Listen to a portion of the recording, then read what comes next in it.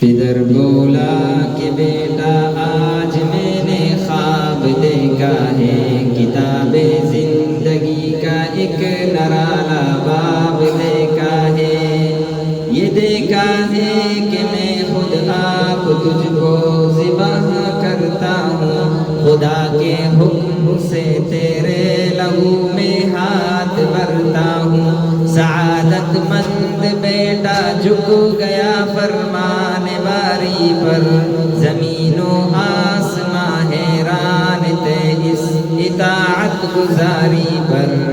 رضا جوئی کی یہ صورت نظر آئی نہ تھی اب تک، یہ جرت بیشتر انسان نے دکھلائی نہ تھی اب تک۔ عجب بشاش تھے دونوں رضائے رب عزت پر، تأمل یا تذبذب کچھ نہ تھا دونوں کی صورت پر۔